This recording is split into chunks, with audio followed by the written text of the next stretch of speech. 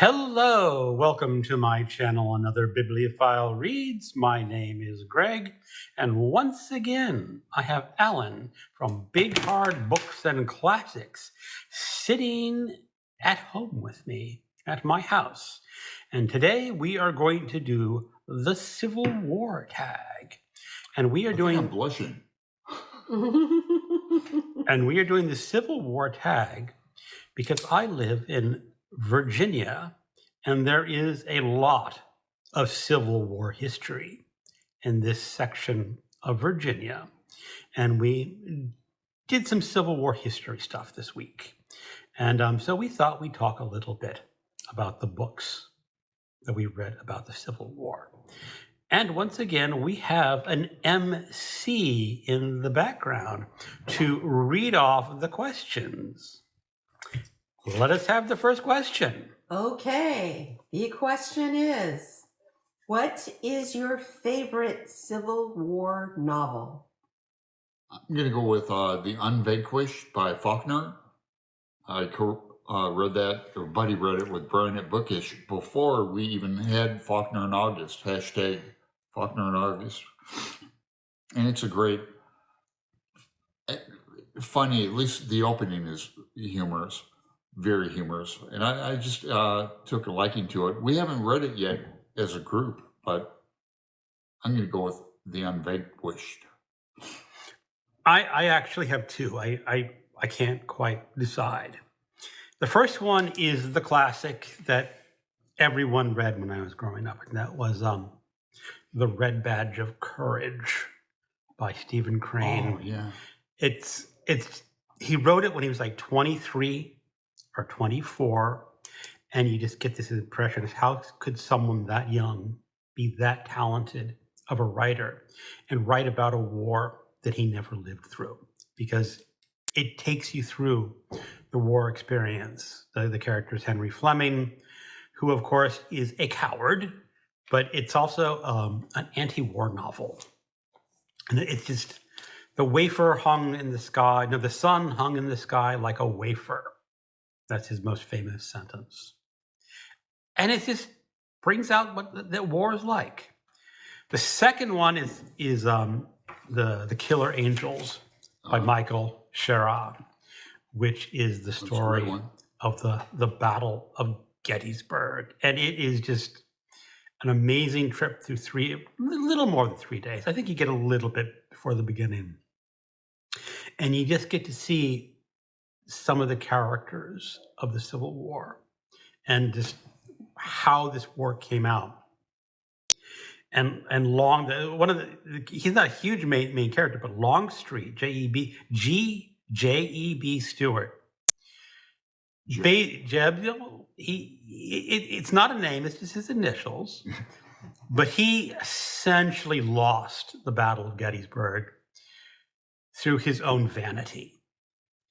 And you could say that because the Confederacy lost the Battle of Gettysburg, they lost the Civil War. If they had won that war, they probably would have gained recognition from France as an independent country. And then the rest of Europe could have followed through, and the war would have been over. And it's just a wonderful historical novel. I'm also going to mention two other novels that I haven't read yet, but I want to read. I don't know if I can read this one. This is Freedom by William Safire. This is a novel of Lincoln and the Civil War. So it encompasses the entire Civil War. And it has fun things like photos. If you know history, you've heard of Horace Greeley as a character, and his picture's in there. The only problem with this book is that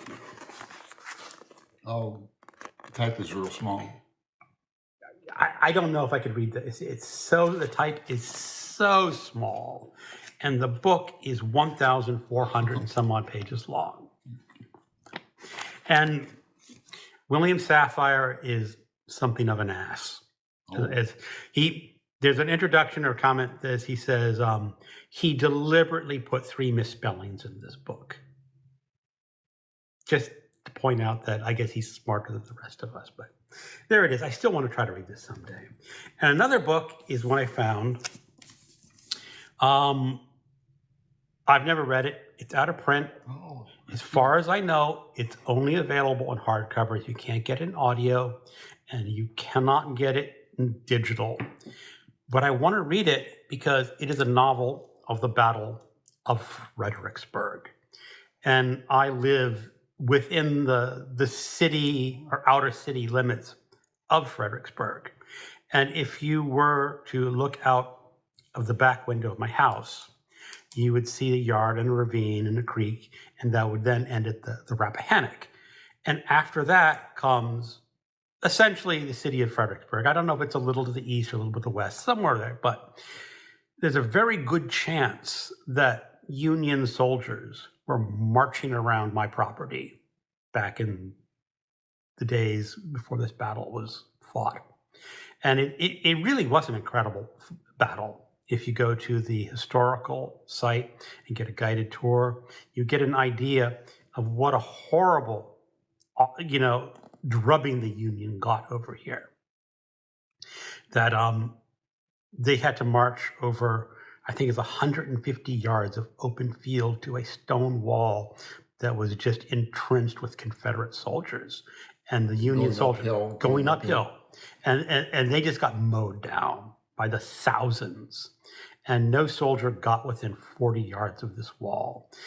And yet the General Burnside sent 7 attacks against these highly fortified wall. So I would like to read this just because, in theory, I could be living right in areas this book is talking about. So that's why I want to read it.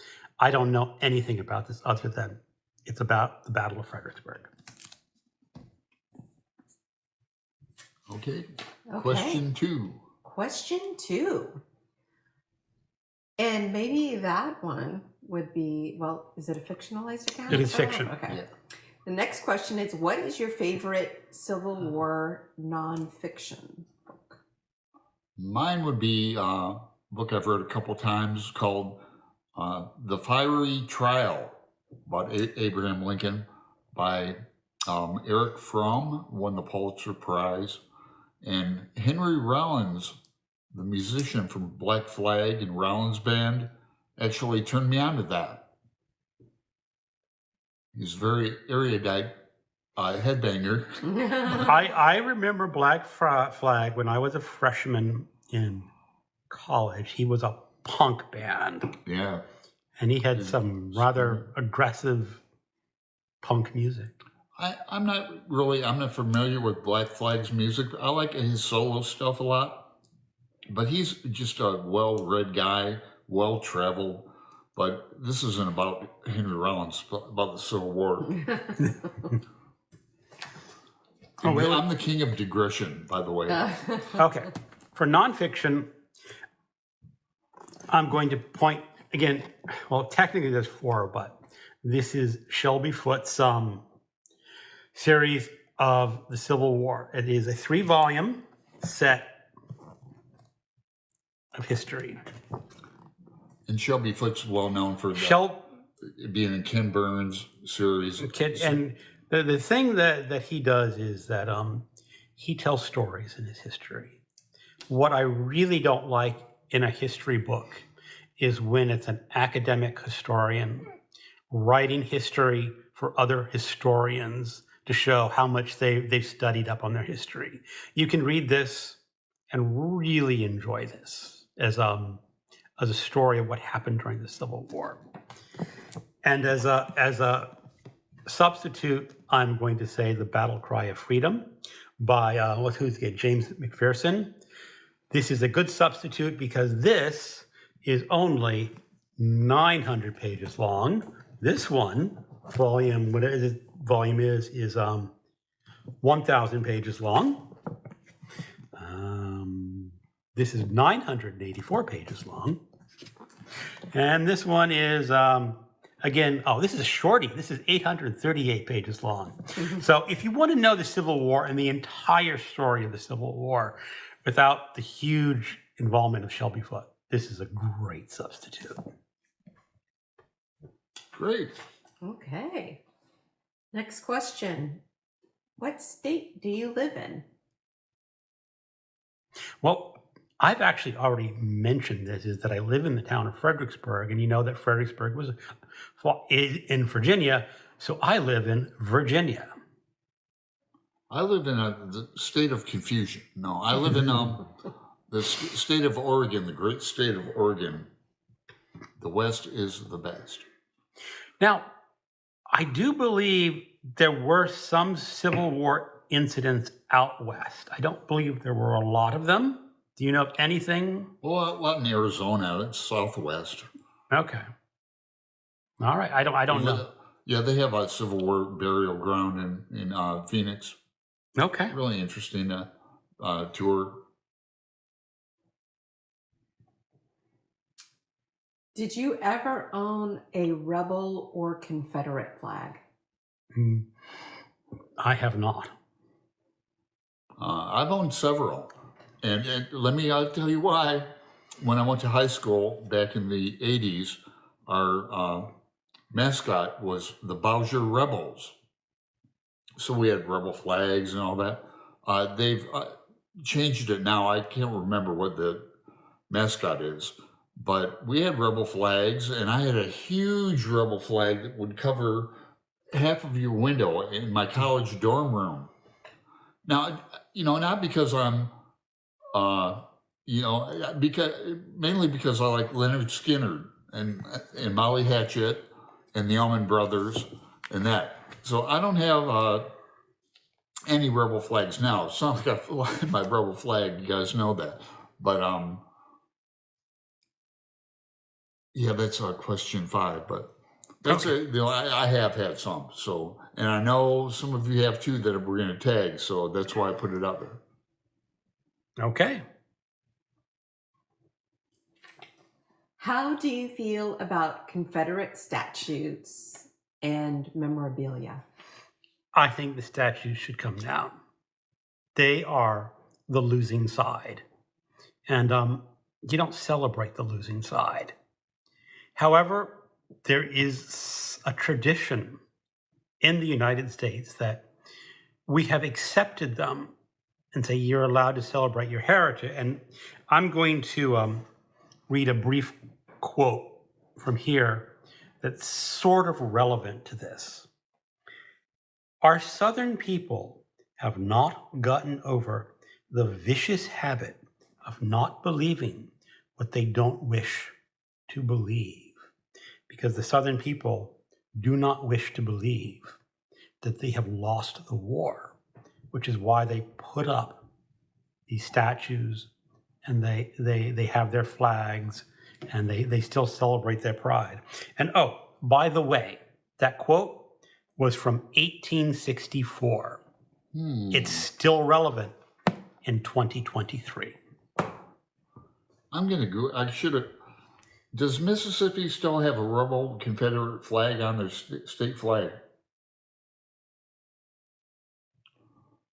From 1894 to 1956, and again from 2003 till 2020.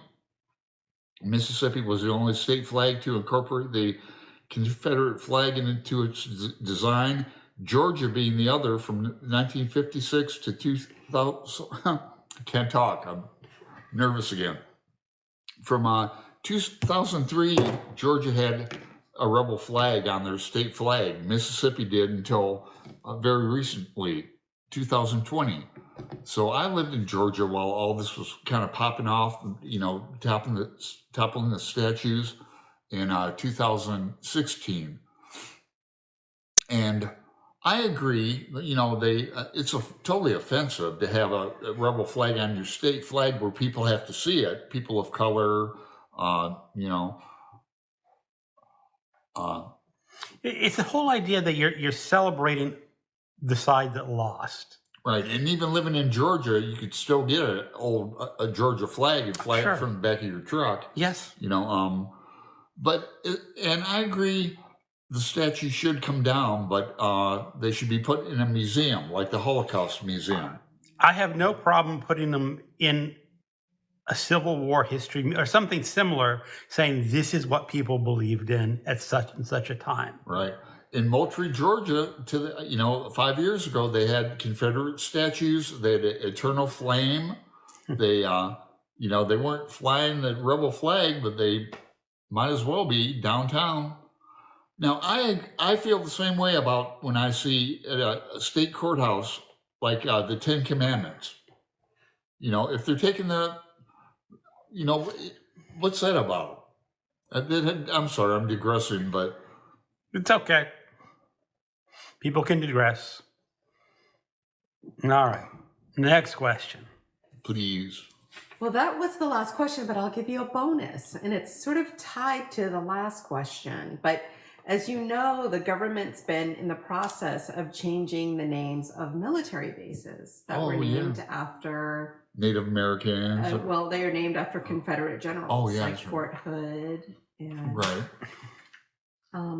what is your, and this is a very controversial subject because there are many, many people that believe that, in fact, there are many people that believe that the name should not be changed of these military bases, that they should keep the names that they were originally given. What is your opinion on this? I don't have a problem with changing the name because they were named at a time when people's thoughts and attitudes were different. Not according to this, but think of in Alaska, there used to be a Mount McKinley named after a president that really no one remembers anymore. And they now, what's the new name? Denali? Denali. Because it fits with what is supposed to be important to Alaska. And now they're going back and saying, well, these Confederate people are not important to the United States. And they're looking back to people who did have an influence and did progress what people believe the United States should really stand for.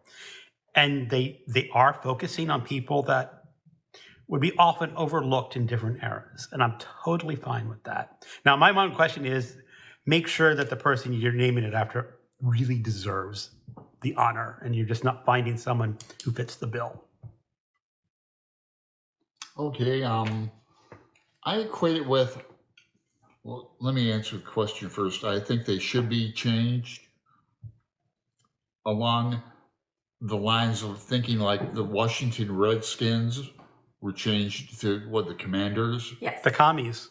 The Washington Commies. In Phoenix, they had a Squaw Peak. I used to hike all the time, 2-3 times a week. They changed it to Piescoa Peak after that female first Native American woman soldier to die in Iraq. So, well, but it's also important that you recognize the history of whatever place you're naming it. If your place is once named, I don't remember, Fort something, you acknowledge that was once the name. You don't try to go back and say, oh, we've always called it this. Yeah, that sounds like 1984. It would, but you can say, it's like, well, we're moving on. And going forward, you use the new name, and looking at the past, you use it. Now, the big question is, let's say you're writing something historical, that it was Fort whatever in 1950. If you're quoting from those histories, you keep the original name. You don't go in and say, this document from 1950 was now named whatever. You keep it. You keep it in the historical context. And in the foot, you can say, well, it is now named so-and-so. All right, we have tags. She's the correct answer. No. Yeah, we're going to tag some people in our Faulkner and August group. Hashtag Faulkner and August. Now, some of these are English people. Well, what I was thinking is that the English people have the option of changing it for the English Civil War. They can change around some of the questions. So that's a good idea. Like Mark at Book Time with Elvis, if he chooses to do this, can substitute the Civil War specific for the English Civil War. It's a good idea. This is not scripted. No, I didn't know what he was going to say and vice versa. So It's a good idea, Greg. So Aaron Facer, Brian, my co-founder, Faulkner and August, Brian at Bookish, Christina, I forget where she lives, but it's not America, at Books Oh, Knitting. she's Spain, I think. Oh, Spain? I think. So Not positive. same rules go for you, Christina. Spanish Civil War. Una at the Codex Cantina, Hannah at Hannah Reads, Jim at Jim Reads Too Slow, and Roz at Scaladanling About the Books. And if you're watching this, you're tagged too. Yeah, if you want to do this. And you can do whatever Civil War country you come from. Well, anyway, thank you for watching and keep on reading.